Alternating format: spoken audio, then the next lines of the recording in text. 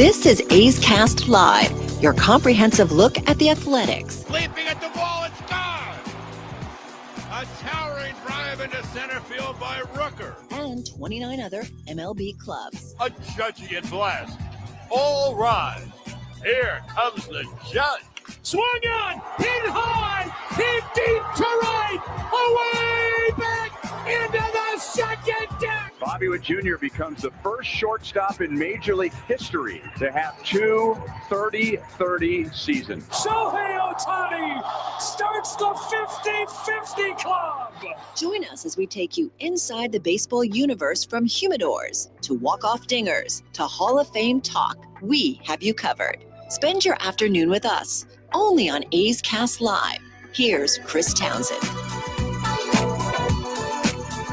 Good afternoon, everybody, and welcome to another edition of A's Cast Live. I have a disheveled producer right now. We have no TVs on. What do we got going here? I was charging the iPad because we were using it earlier for COTS. So I'll get it up. COTS? You mean for JJ Bleday? JJ Bleday. I'm so used to doing COTS from your house, so we did JJ Bleday today. Yeah, JJ Bleday, 8 for his last 10, 2 home runs, 2 doubles, 7 RBIs, is going to join us here on A's Cast Live. We've got Hembo waiting in the wings. Who else do we have today? That's it. Just those two. Because really, when you have Hembo, you don't need anybody else. I mean, it's the great Paul Hembekides from ESPN. It doesn't get any better than that. Is he with us now? He is. Hembo, how are you, my friend? I can't see you. I'm just looking into a blank camera right now, but it's always wonderful to talk to you. How are you? I am doing fabulously well, my good friend. I can assure you that it is a much better situation for you not having seen me. I am much less consumed much less effectively in person, and even less effectively when you have the opportunity to actually see what I look like. So you should be thanking Cody rather than chastising him on the air. Well, I actually saw photos recently of you and your wife like vacationing, like away from the kids. Like, life is good for you. You ESPN people, you're buying up wrestling, you're buying up the NFL. I mean, life is good. Yeah, I'm obviously just swimming in it. I think what you're referencing is a lake that we visited that's about half an hour from my home. As we have 3 children under the age of 3, that's the kind of travel that we're doing these days. If we can make it half an hour, like, that's the radius, that's the extent, because as you very likely know from having done this exact thing several times, anytime we go on a journey more than an hour or so, we have to basically turn the car in and clean it so thoroughly that all these different body fluids coming from all these different places wind up either on the side of the road, in a trash can in a McDonald's parking lot, and so on and so forth. So we stay pretty close to home, as you well know. Well, we will get into sports here coming up here on A's Cast Live and baseball. But quickly, it's like, what are you doing each year? Are you putting out another book, or are you having another child? They're like going hand in hand right now. Well, they go hand in hand because living in North Jersey, as I do, as you might expect, our taxes are rather high, and the cost of living is exorbitant. And so the only reason I'm actually writing these books at this point is to be able to cover the daycare costs. It ceased to be a labor of love, and it became a labor of necessity. But Mike Greenberg and I have our 3rd book coming out this fall entitled Got Your Legends. In fact, I need to send you an advanced copy. I just received them in the mail sometime last week, and I continue to work on that long-standing baseball book that you and I have discussed for 5 years. You best believe that I'll have some big news coming sometime in the very near future. I absolutely love it. But Total Bases, you know, one of the things we're talking a lot today, whether we're talking on NBC or what we're going to talk about here on A's Cast Live, is Total Bases. Cody, you got to move, bro. You got to move.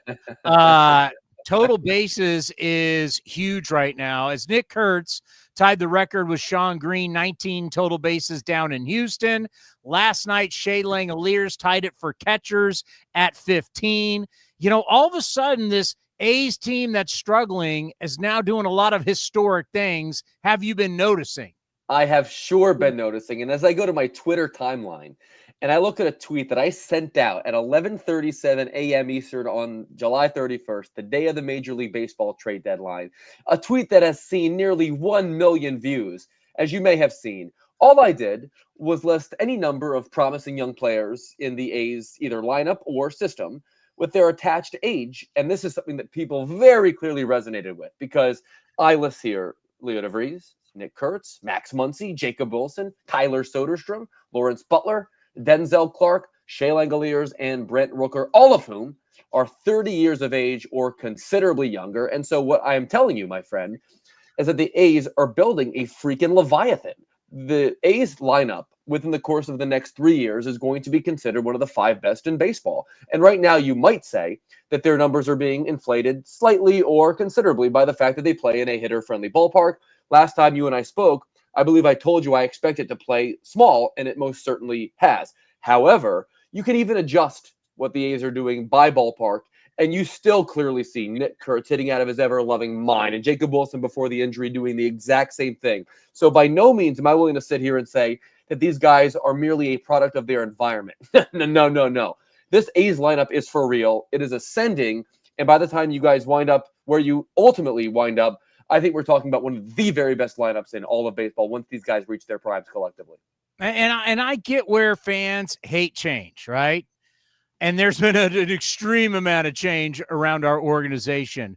But this Vries kid, Shooty Babbitt, who I do the show with here at NBC, he's one of our scouts. He was the eyes on Vries. He's seen him for a while.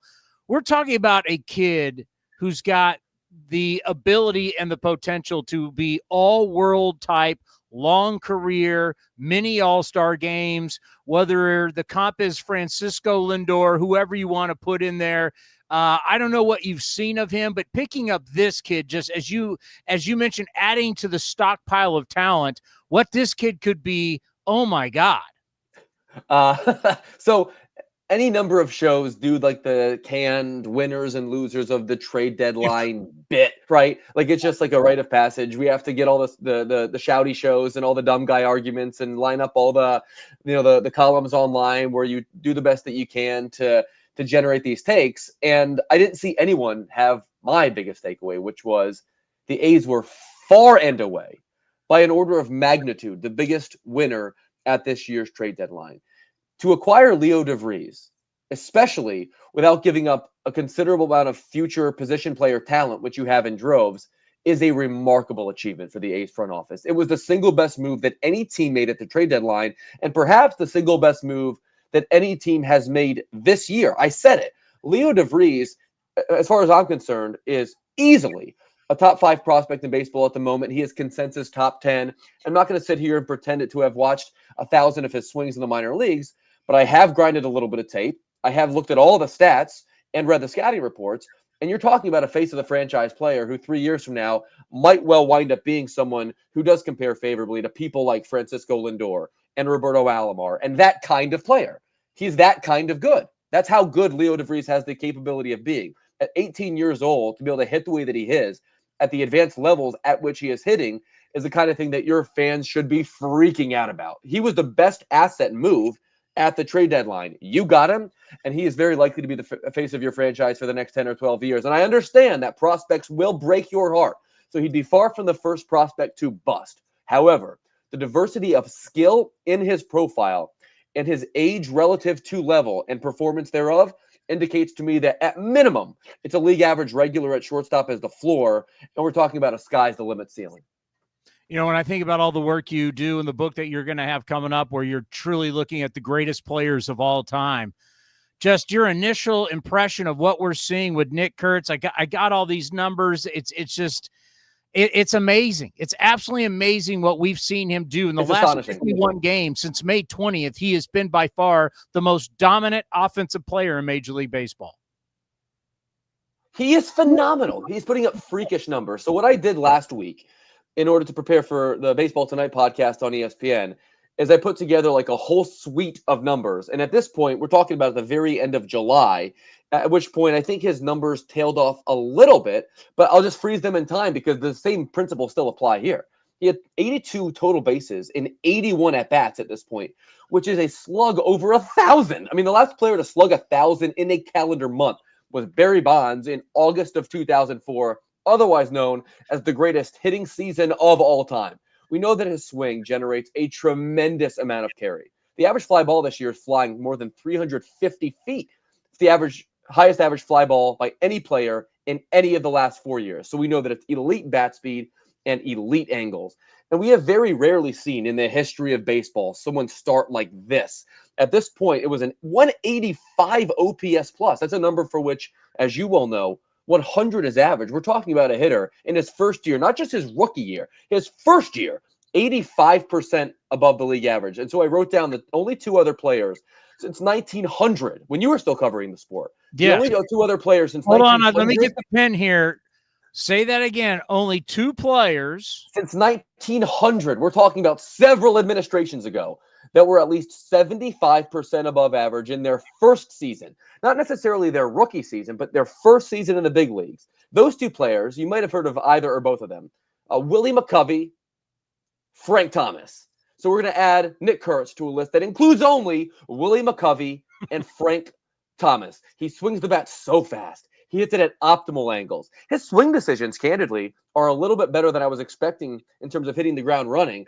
And the July that he had is one that we might write books about someday. And honestly, I might have to, considering how much it costs to produce daycare money here in New Jersey. Yeah, and the thing about July, too, what's crazy is that, when you look at the numbers and he ties for the most extra base hits ever for a rookie in a month, you have the All-Star break. He had less games. That's how good his July was. He was ridiculous. And we also, it's easy to forget about the fact for those of us in the national media that don't follow us every day. He spent some time on the shelf, too. So he had to, he starts the year sent down, comes up, hits, but doesn't hit like this, gets hurt, has to figure that out, build himself back up. And of course, for him to hit the ground running like this, it's going to wind up going down, at least from a rate standpoint. It's one of the best rookie seasons of all time. I just articulated that I think it's on the very, very short list. And the thing about the profile, I don't think it's a mirage. You can look at the BABIP and other things and convince yourself that he's getting lucky, but you see this day in and day out. When you hit the living piss out of the ball the way that he does, luck only does so much in terms of an explanation, because you create your own BABIP luck by hitting the living daylights out of the baseball, which he does, and hitting the baseball to the opposite field. The amount of backside power that he has is the kind of thing that has to make you smile, because you're a guy that's always subscribed to the importance of full field approach. And when you sell out too much for pull side power, it creates all sorts of swing and miss issues. But he generates a ton of backspin to his opposite field side too. And he could almost miss. I saw him hit mistakes out to the Crawford boxes in left field in Houston. The power is that big and that raw. And as Steve Sachs said, as we were doing the show in Sacramento, the two-time World Series champion, he does all of that. And then you'll just watch an approach where there's times where he just flips base hits into left field like he's a middle infielder. A guy his size, power to both foul pole to foul pole power, but then can hit like a 300 hitter middle infielder. It's just, it's hard to find a comp for him. It really is. I know people would like to throw Jim Thome out there. I've kind of said he's kind of like Sean Casey and Jim Thome put together. It's really hard to find a comp with the power and his ability to hit for average the way he is right now. Yordan Alvarez. If there's a contemporary hitter that I think most reminds me of Nick Kurtz, it's Yordan Alvarez, who hits the ball so hard, freakishly hard, who primarily pulls the baseball, but does obviously on a consistent basis demonstrate full field power to the opposite field and to center field. It's the kind of hitter whose slugs are consistently in the fives and whose on-base percentages are typically in the high threes, with plenty of carrying average. That's the kind of hitter that I think he can most definitely be. The thing about Yordan Alvarez is that the way in which Nick Kurtz has hit the ground running is not quite something that we saw from Alvarez, who has demonstrated that he is, at least in some sense, a little bit injury prone. And for as great as he is against lefties, look at Nick Kurtz's splits against righties this year. And if you're going to live on the big side of the platoon like he is, with a 1,200 OPS against right-handed pitching, that's unbelievable. That's why having left-handed hitters in your lineup is so crucial. Because you're going to live 2/3 of the time with a platoon advantage, and that's enormous. That's the lion's share of your plate appearances. That guy sees it so well. That's the thing about Nick Kurtz. You can do all the StatCast stuff. You can look at all the Savant page and play with all the sliders and all that stuff, but you're seeing this like I am. He sees the baseball so well. His pitch recognition is far beyond what I thought it might be. It really is. I think that what the A's have done, for obviously identifying him in the draft as someone they wanted to go with is obviously the start of it. But the speed at which he developed in the organization and the manner in which it translated is super rare. We're talking about really rare stuff, and I'd be so excited if I were a fan of yours. Paul Hembekides from ESPN joins us here on A's Cast Live. All right, you're in the Northeast. Yankee territory. As we like to say, Panic at the Disco right now with the New York Yankees. Oh my God. What is it like? Is everybody at ESPN freaking out? Yeah, I think the reason that we did all these big announcements today is to hide the fact that we didn't want to talk about the Yankees losing their 4th consecutive game. Let's do our direct-to-consumer announcement today to make sure that we don't have to lay it too thick on the New York Yankees, who are obviously struggling a great deal right now. And I work with a lot of Yankees fans, and not only are they entitled, but they're also somehow the victim. Take that for whatever it's worth, it seems. Here's what I see from the New York Yankees right now.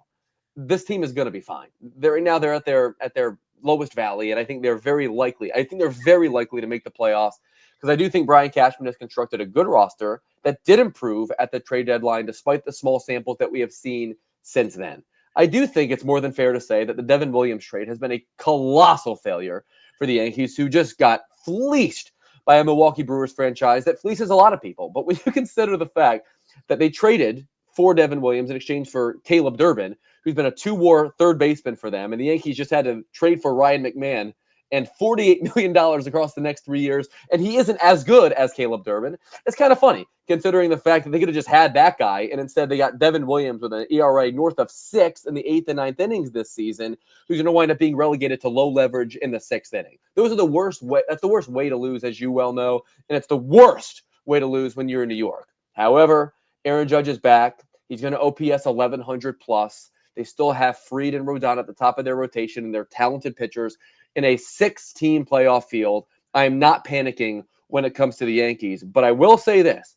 If Aaron Judge does not hit like he did before, and who's to say like the extent to which his elbow injury will impact his power, I do think if I were a fan of that team, God forbid, it would concern me greatly, because he has demonstrated over the course of several years that he props up the rest of that roster. If you look at the course of the last 3 seasons I did, his presence in the lineup's literally like a run-a-game difference. It's insane, the extent to which Aaron Judge impacts winning on that side of the ball. But if he's not the guy that we saw before, and he merely OPS is something like 900, I do think they'll be in a fight for their lives with teams like Texas and teams like Boston and teams like Tampa, even, when it comes to who winds up representing the American League in the wild card picture. Can't forget about the Guardians either. They're in that glut of teams. I think they have been distanced in the American League East. I really do.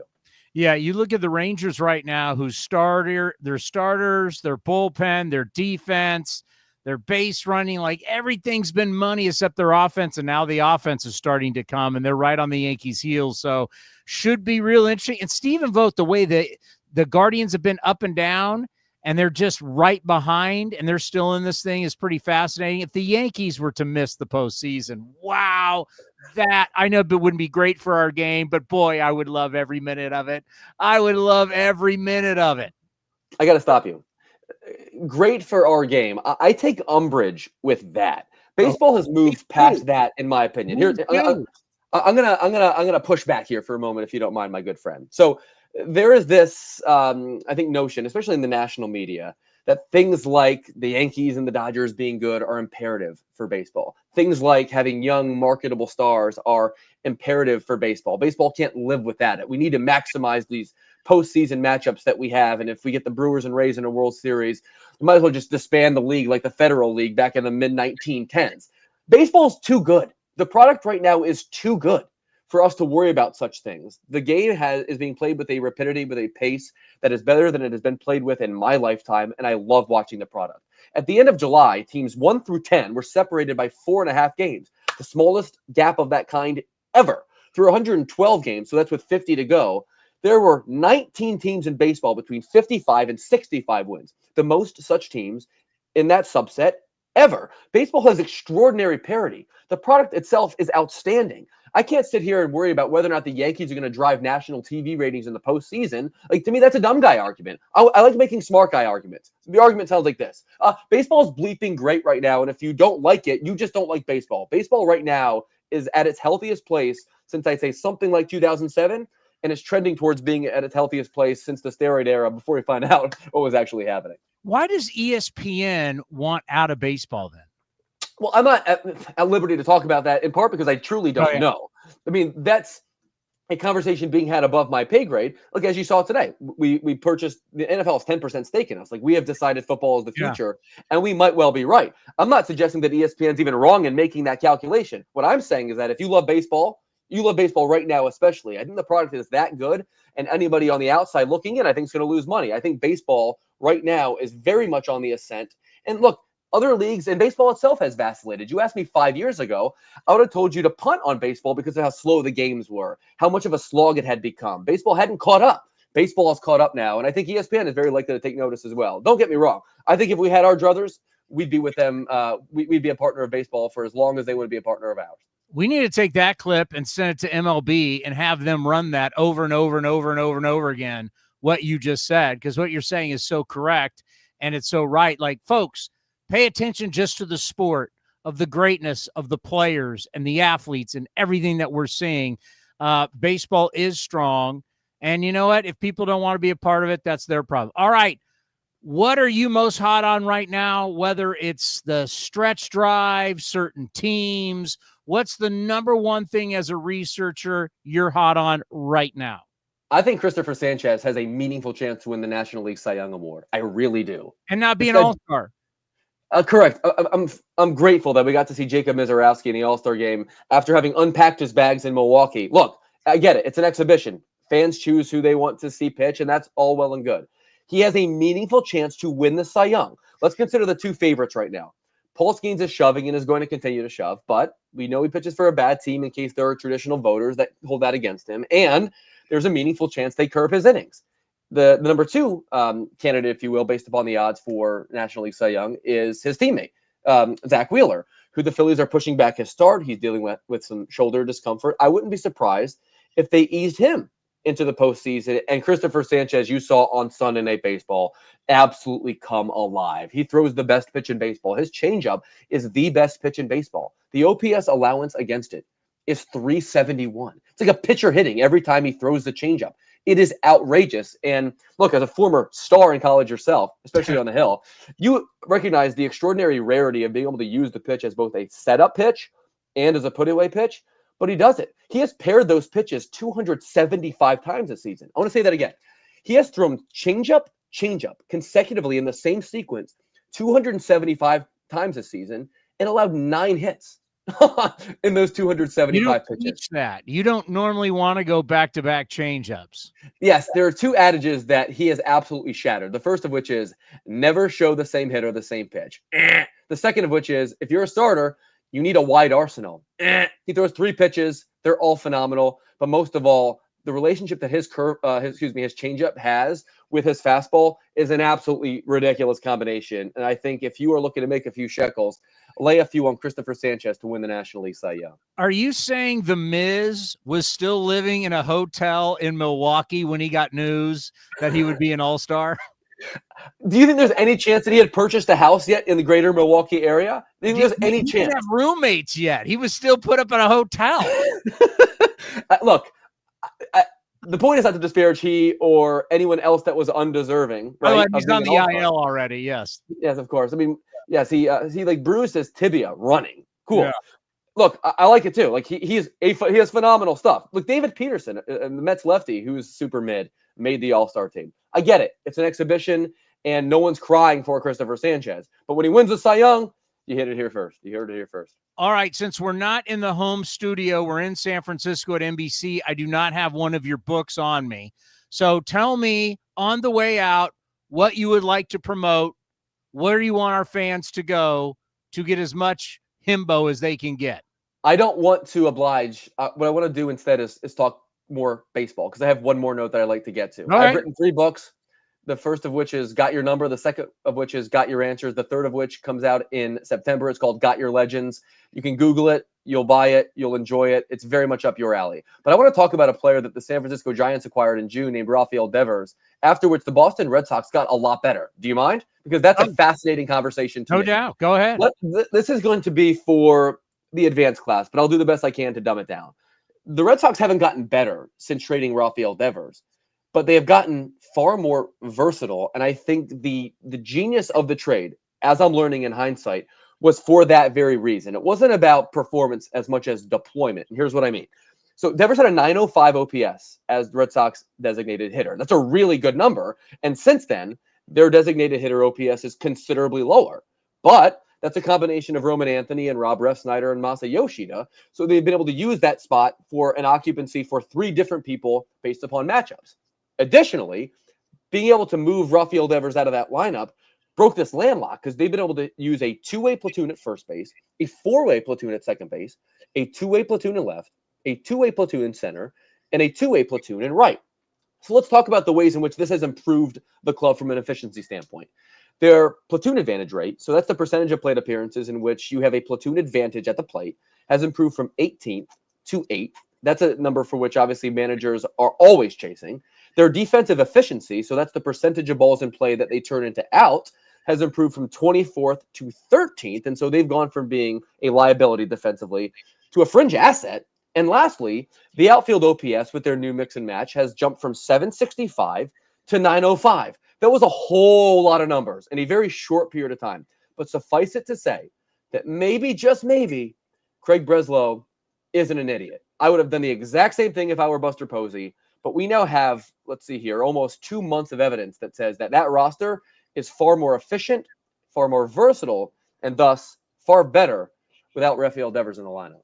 Hembo, you are the best, my man. You be well. We'll be in touch soon, and keep doing everything that you're doing, whether it's Get Up, whether it's Buster Only, whether it's an author, whether everything that you do, you're the top guy at ESPN, and we always appreciate the time. And make sure that young family is always good, my friend. You're a good man. Thanks for your time, bud. The great Paul Hembekides, Hembo, right here on A's Cast Live. That guy, not only is he a on-air personality, he is your top researcher for Sunday Night Baseball. He is your top researcher for a little show they call Monday Night Football. When the broadcasters are giving you a lot of that information is coming from that guy. So his show in the morning, what time are they on? They're on super early for us. They're on. I want to say 6 or 7 our time. It's super early, but it's the morning show that actually might be earlier. It might be earlier than that. It might be like 4 our time. It's Get Up. It's what everybody watches on the East Coast. It's really early for us, but that guy right there is a star, and we love having him on. We got to react to some of that, and also JJ Bleday is going to join us right here on A's Cast Live.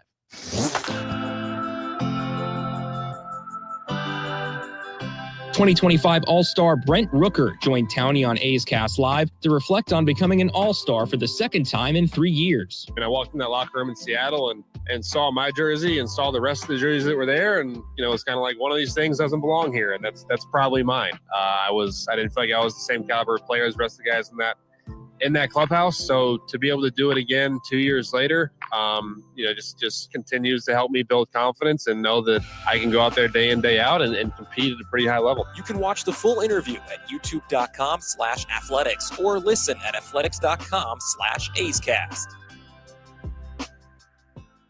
Looking to stay up to date on all things A's? Head over to athletics.com/A'sCast. That's athletics.com/A'sCast to listen to A's baseball in full 24/7 coverage of the A's, only on A's Cast. With a single click, you can stream great shows, live, pre- and post-game coverage, and of course, all the great action of the A's this season. Head to athletics.com/A'sCast today.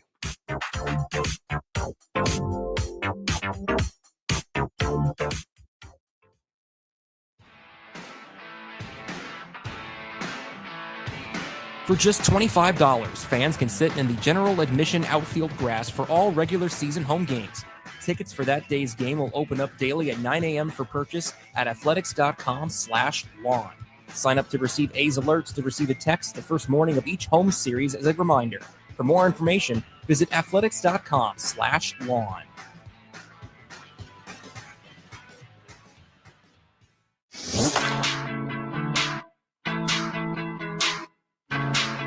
A's All-Star Jacob Wilson joined Towny on A's Cast Live to talk about being named the starting shortstop for the American League in this year's All-Star game in Atlanta. Can't even describe it. They're just, it's everything you've ever wanted as a baseball player to be able to hear those words. And, a countless amount of thank yous that, go out to the teammates, coaches, the people that you have in your corner on a daily basis. And it was a crazy day for me. And, super grateful, super thankful for this year so far. And, just being able to, really excited to take it in the second half. You can watch the full interview at youtube.com/athletics or listen at athletics.com/AceCast.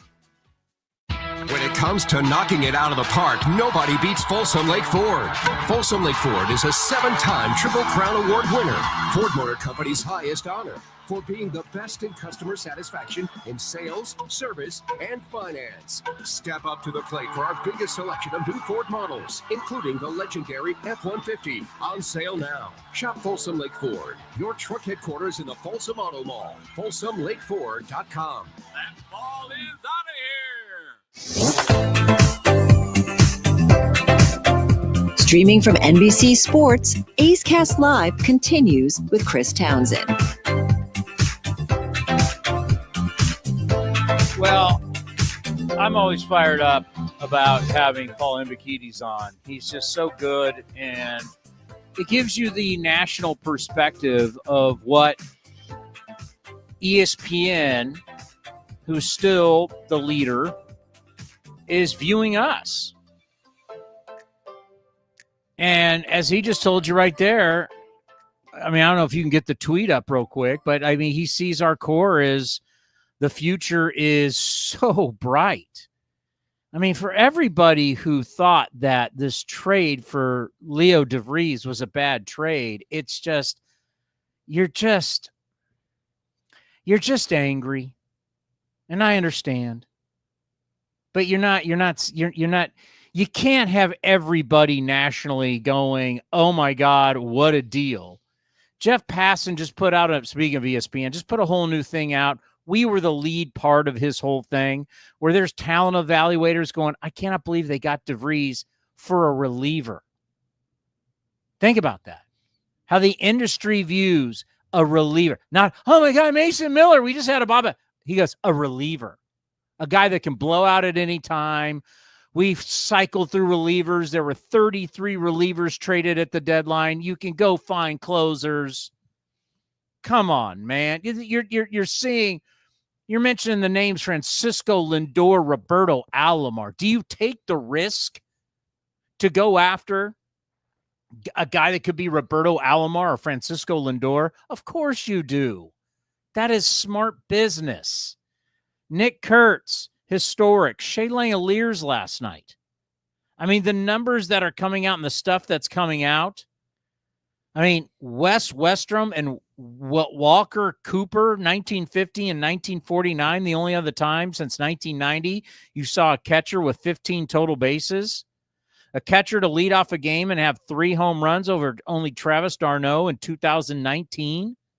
But the 15 total bases, if Schumann doesn't get out in the 9th inning and he has a chance to hit in that 9th inning, he hits a home run, he would have tied Sean Green and Nick Kurtz for 19 total bases, which is the record since 1900. This is historic stuff. So we've recently seen Nick Kurtz tie history, and now you saw Shea Langeliers last night tie history for a catcher. We're starting to do historic stuff. Last 11 games, 70 runs, 24 runs scored. I saw in our notes today, and I can guarantee you, you're going to hear this in about an hour the way I lead it off today on A's Cast on NBC Sports California. The A's have won 8 of their last 11, outscoring their opponents 71-36. That's a plus 35 run differential. During that time, hitting .313 with a .936 OPS as a team. Yeah, I told you about the 24 runs, but they're averaging 6.5 runs per game during that time. Everything's kind of, I just feel, you know how much I hate teams that stink, play well at the end, and then we act all off season like everything's going to be good, and normally it doesn't. Like a bad football team that wins like 3 of its last 4, and you're like, oh. Last place schedule, they're going to be good next year. Look, next year, usually that team stinks again, right? Doesn't matter the sport. Look at the A's last year. Last 73 games, we all played into that, and what happened? Got to learn how to play with expectations at the beginning of the year. But these guys are starting to change my mind on that a little bit. When you start seeing historic stuff, and as Hembo just put it there, how good everybody is, right? like how good has the potential to be, how special. Finding pitching is going to be tough for everybody. I mean, that's the thing around the sport. And I love what he said about the game of baseball. Like, you look at the parity around baseball when everybody tries to act like there's no parity, there actually is more parity than you think. Yeah, if you're looking around I mean, what the only division that's really kind of over is what would you say, the AL Central? Like the Tigers are going to run away with that. Like the East is still open in both leagues. The West in both leagues. I mean, the AL West between those three teams are. Astros lead is only 3. Blue Jays lead is only 3. Tigers lead is 6. Phillies lead is 2.5. Brewers is 3.5, and Dodgers is 3. So everybody is still in play. Yeah, the only one you would say that's not close is the Central, and it's just 6 games. It's like no one's running away with it by 10 or more games, where Detroit's played a lot worse recently. I think they ended up losing again today, or was that last night? But anyway, they haven't played well, but no one else is really getting – I mean, the Royals can't score runs. The Twins sold everyone off. The Guardians are playing well, though. Almost had a no-hitter today against the Mets. I mean, they're back over 500. I think they're 4 over now. But, yeah, I mean, you got a lot of parity in the game, and it's good because you're seeing different teams. You're not just seeing the Yankees and the Dodgers every year. Like the league, you feel like the league once, like we had last year in the World Series. You're seeing a lot of different teams, and seeing the Red Sox get back to being where they were. And it pains me to say that seeing the Red Sox be relevant, it's good for baseball, though. I mean, we saw the extension today. Roman Anthony got the 8-year, $130 million extension. They gave one to Christian Campbell earlier this year.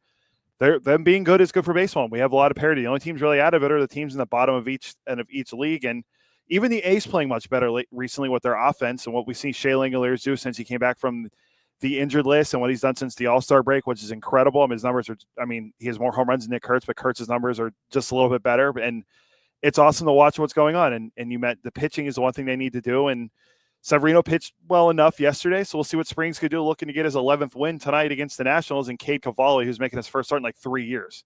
Well, clearly the rotation is starting to vibe, right? Bullpen has been better. It's been vibing since June. Everything is human beings. You know, it's the stupid cliche about baseball where you say, oh, these guys, the lineup's getting hot together. Well, it's true how people can go bad together and people can go really good together. Human beings play off of each other. And it's just not in sports. It's everything in life. But we're seeing it right now. We didn't see it in May where they all went in the tank together. Well, now they're not all going in the tank together. They're growing together and they're getting better together. And that's the thing that you have to enjoy right now, and you got to hope they keep doing it. You know, you can't lose, like you shouldn't lose that series to Arizona. You know, you win 4 against Houston, you win 2 out of 3 against Seattle. You shouldn't do that. So you should not lose this series against the Nats, and you shouldn't lose the series against the Orioles. You should start winning series. Prove that you're better than what people think. And last night, the thing that really sticks out was Shea Langeliers leading off. And it's something that we'll talk to Mark Kotze about on Friday. But, you know, for 2.5 years, when this team has struggled, there's been times where, mostly on A's Talk, I'm like, mix it up, man. Do something different. Just do the same thing over and over and over and over and over again. Well, Shea Langeliers leading off is doing something dramatically different. Look how it paid off. That's how the Cubs found Schwarber leading off, right? We're struggling. Let's do something different. I mean, for me, when things have gone bad the last 2.5 years, we have just been by the book, by the book, by the book, by the book. Don't change. And just see the same thing over and over, same players over and over again. Yeah, we'll send some guys down. Yeah, we signed some guys, but it's like, you know, the same thing over and over and over again. We're a team built on slug, and just do the same thing over and over again. When you want to make change in anything in life, you have to do things drastically different to make change. Shea Langeliers yesterday, it's like the old Billy Martin. We're going to pick names out of a hat and do the lineup today. It's fun. It's change. It's lightening things up. Do something different. Shea Langeliers leading off yesterday is like something that's like, wow. And it's wow to everybody. Everybody in that clubhouse, it was wow. I like it. I wish the last 2 years when you've stunk it up, I wish we'd done more of this, right? Bringing Jacob Wilson up this year, having him having him be here this year and saying you're the guy is change, because we've never been, or in recent years, we've never really want to be we've been young, but we've always dreaded being young. Bring Nick Kurtz up, let him play. Let him go. Start doing stuff different. You'll get rewarded. Don't let Vries sit down there forever. Shooty Babbitt wasn't going to say it on the air, but off the air thinks he could be here sooner than you think. Like, start being daring. Start doing daring things, and look what can happen. Will stuff fail? Yes, but that's fine. To break, to change, to break the mold, to get better, to better yourself, to better the team, you've got to do dramatic, different things at times. And bringing up Nick Kurtz. Remember Nick Kurtz? He could play outfield. Could play outfield. Versatility, man. It's like, what are we talking about? What do you mean he could play outfield? No, you put him at first base, let him play every day. Jacob Wilson, he's hitting 400. We were asking last year, why isn't he here? Why isn't he here? Oh, he needs his at-bats. Doesn't walk enough. Stop. Break the mold. Do things different. Be daring. That's how you get to be great. You get to be great by making change and be daring. Take risk. You got to take risk. Our bullpen has been bad this year for most of the year. You said it to me when we were coming up today. We're one of our bullpen has pitched some of the most innings. I think it's we're one of the worst bullpens. Correct. Well, take some risk and leave your starters out there longer so the bad bullpen doesn't pitch as much. It's not that hard. If you run the football, I run it on first down, they stop it. I run it on second down, they stop it. And they run it on third down and stop it. And then I punt. Is that a great strategy? Game after game after game after game? Maybe let's throw the ball down the field. I don't know. Switch it up, offensive coordinator. Hey, in your defense, we're getting toast. Our DBs can't cover anybody. Well, maybe you should blitz more and get the quarterback moving his feet. I don't know. Switch it up. If you've got a 5 in the NBA that's not getting it done, well, maybe the 6th or 7th guy, put him in. Let's see if we can get some different chemistry going. And look what happened. Like, we're doing some things differently. Like, look, we've allowed JJ Bleday to come back and play again. And hit cleanup. Be free. JJ's free. Let him go. Don't bring him and sit his ass on the bench. You got hot in AAA, bring him up, play him. What happens? He's 8 for his last 10. Let's be daring. I thought moving Soderstrom to left field was a great idea. Hell, let's see him at third base. Be daring. I mean, if you look at the great people in sports and the history of sports, doesn't matter the sport, they took risks. They were daring. Bill Belichick had guys play both ways in modern day NFL. Troy Brown, was he the one of them? Yeah, Julian Edelman. Edelman, yeah. I mean, he took Julian Edelman out of Northern California, who was a super small guy who went to JC. Then he goes to, where did he play college? Kent State. He went to Kent State, was running quarterback, said, I'm going to draft this guy. Why? Because I think he can do things. And now he, barring the PED thing, could be in the Hall of Fame. Take risks. And that's what trading Mason Miller and J.P. Sears for Leo DeVries is a great, great idea.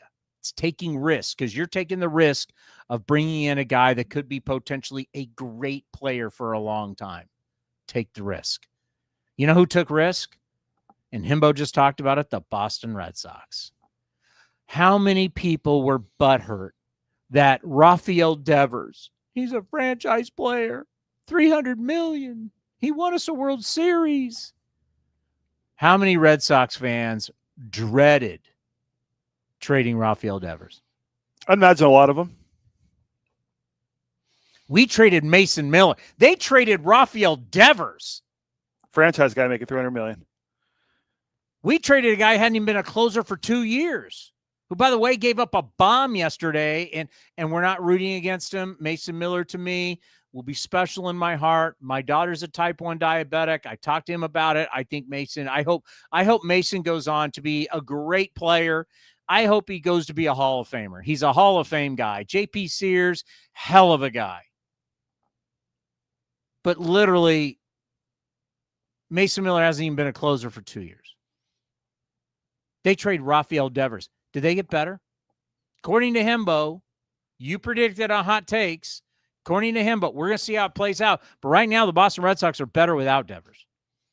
As of right now, got a long way to go. And one of the guys, real quick, one of the guys they got in that deal for Devers, they flipped to get Dustin May and James Tibbs III, who was the Giants' first-round pick from last year. So, and think about it. May's making his first start tonight for them. Yeah, and that gives you a chance to get more playing time for Roman Anthony. And I know Campbell's in the minor leagues, but it gives you a chance to get these younger guys. Now they move Rafaela back to second. Like, they are doing different things, and they are Alex Cora is very, very good at what he does. And what the Red Sox are doing this year with Craig Breslow, I don't care if he's tough to deal with. He's getting these guys locked up long-term, and maybe he's learning from what Heimblum couldn't do with Mookie Betts. Would you lock up Nick Kurtz right now? Absolutely. I asked you on the way up here, would you sign him to an 8-year, $130 million deal? Oh, it's not my money. Of course I would.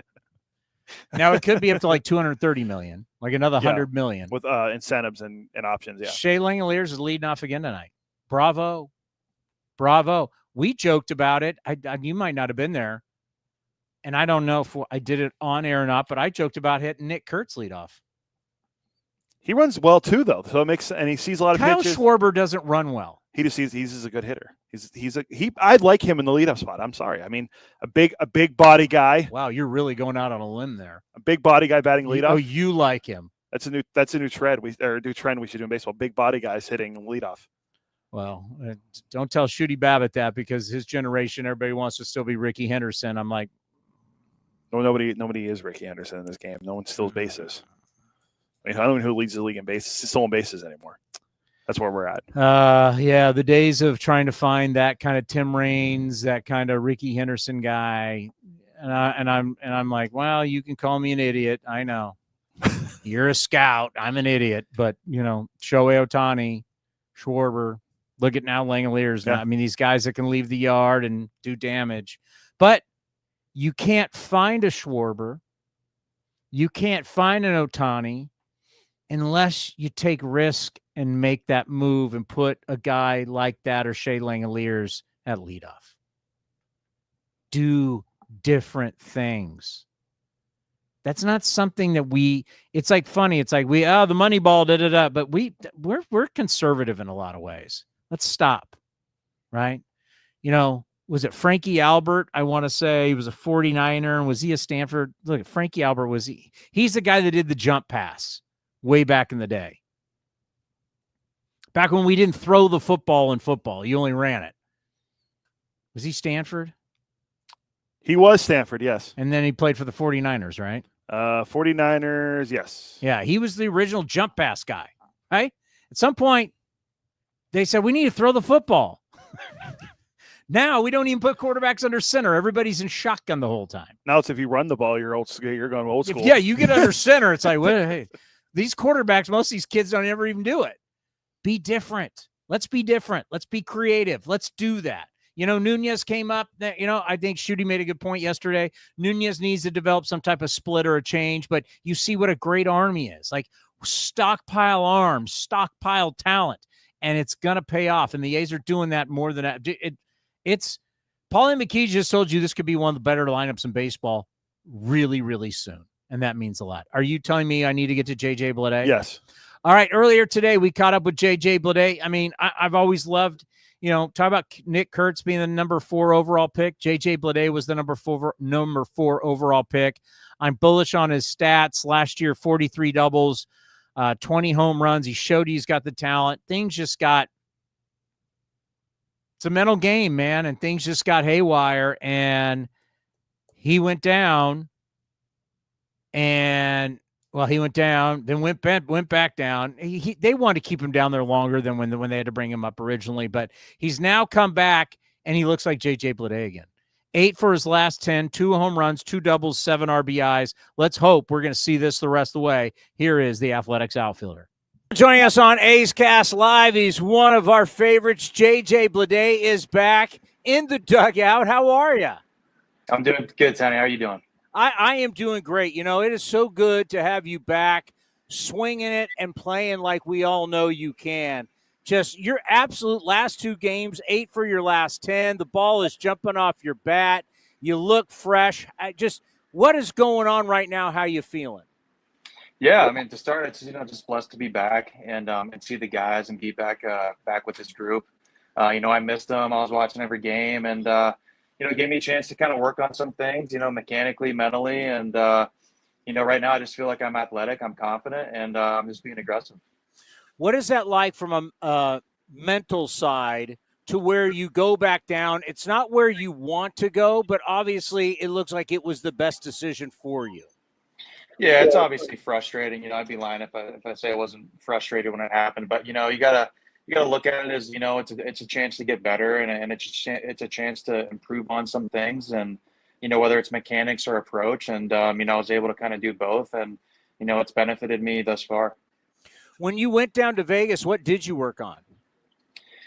Just kind of being a little bit more fluid with the swing, a little bit more. Just flowy and not stopping, and what I thought I was doing wasn't ideally what I did last year, and then on top of that, just approach wise, just kind of taking risk in certain situations, and sitting on pitches per se in certain situations, and just having an ideal area of where you want to kind of drive this ball. Did you go back and look at film of what you were like last year? Yeah, and I've been doing that all year, and film can only go so far, because it's we as baseball players are so around feel and how things are feeling and what's it feel like. So, I've been looking at the film last year, but I've been doing that since even the off season. Well, you went down. Just to talk about when you're down there and when McArm, and I know who's the hitting coach down there. A lot of people are very impressed with him in Las Vegas. We know kind of manager Fran Reardon is. Just talk about how the Vegas staff helped you. Yeah. Mac, Fran, Kuz, all those guys are great down there. And Mac does a good job at just, communicating what hitters and what hitters want to try out, like let's say if you want to do a leg kick for a couple of at-bats or whatever, just this is something that could possibly benefit you, and have that, good communication. And if he doesn't think it's the right thing, he'll relay that message to you. That way, you guys are constantly, trying to get better, just trying to get better every day. And Fran, same thing. Fran's got good feel in the game. He's been with Vegas for a while now, and he does a good job of keeping your body fresh and knowing when to push things, knowing when to increase the volume, and that's just been beneficial to getting back here. All right, I'm not going to say I know anything about hitting. I'm just an old broken down college pitcher who's now been doing radio and TV for all these years. But what I see is I just see you being back to being you, being fresh, and really probably more important than the body, it's your mind being clear. It just seemed like you were stuck early on in the season and you were fighting things. Right now, it seems like it's like a C-ball, hit ball, and just JJ Bleday, like we see the Little League World Series stuff going on right now. That's what you look like right now. It's like JJ Bleday back to just being a great athlete and letting it go. What do you think about that view? No, absolutely. When I was down there, I had a chance to reflect, and I'll tell you, like, I didn't belong in AAA. I belong here, and I just got to keep telling myself that and believing in that and trusting in that. And like you said, just being the athlete that I am, and going out and competing and trusting it, and just having that mindset day in and day out, trying to prove yourself, and just stop putting expectations. Just go out, play, and have fun with the boys. Yeah, isn't it tough to play? It's tough to hit, let alone. I mean, it's tough to hit these guys throwing 100 miles an hour, but when you have a lot of thoughts in your head, talk about that when you got just so many different things going on in your head. It's tough to hit when a guy's up there pumping 101 at you. Yeah, when you're trying to do something and trying to get a result, and then on top of that, you've been working on stuff in the cage, and then you start thinking about mechanics. It's not ideal, and it's tough enough to hit 100, like you said, and the more the less you're thinking, the more likely you're going to have possibility for success. So that's just been a major theme as of late, and both, even on the pitching side, it's the same exact thing. The less you're thinking, the more you're in the moment, the more in your compete mode, the better the chance you have of succeeding. Let's talk about your teammates right now. What is the clubhouse like? Because lately there's been some historic things going on with this offense. Yeah, I haven't been here crazy long, but so far it's been it's been good. The guys feel confident. The guys look good. The guys are, they're just ready to play at 6:45. I mean, just look at last night. I mean, we were, we got the memo, and it was just fun to be a part of. And like you said, you see Kurtz doing what Kurtz is doing. You doing MVP like stuff, and then Lang yesterday hitting 3 homers and just tearing the cover off the balls of late. I mean, it's fun to watch. It's fun to be a part of, and the guys feel really good right now. We're talking history, right? Nick Kurtz, 19 total bases, ties a record. 15 total bases yesterday for Shea Langeliers. That ties a catcher's record. Like, this just isn't like, hey, guys are feeling good. JJ, guys are doing historic stuff. Do you guys feel that in the dugout? At least, I mean, I know you weren't there for Kurtz, but did you feel that last night? Like, man, we're watching history. Yeah, I mean, I don't know too much about the historical stuff, but I mean, you can tell you're doing something special, like when you see Shea do that, you see Rooker did what he did. I mean, it's just, I don't know. I mean, it's just crazy. And like, you just want to, if only you could do that every single game, I mean, it'd be awesome, but that's not the case. But yeah, I mean, it's just cool. And you can tell guys, there's a different energy about it. Let's end on this. How do you envision, or maybe there's goals, or how do you see the finality of this season for you? Right now, I'm not trying to look too far ahead. I'm just trying to, worry about the present moment and take it one game at a time. Like I said, I'm just blessed to be here, and right now I just want to try to win each day and win each pitch and control what I can control, and treat it as though my season starts today. Well, you said it correctly. You're supposed to be here. You should be here.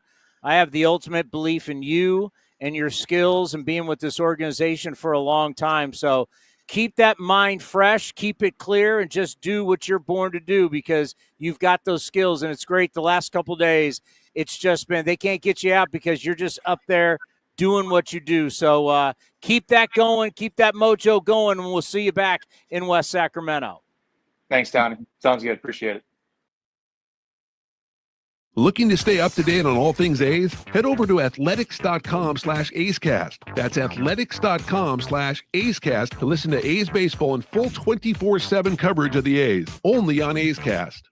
With a single click, you can stream great shows, live pre- and post-game coverage, and of course, all the great action of the A's this season. Head to athletics.com/A'scast today.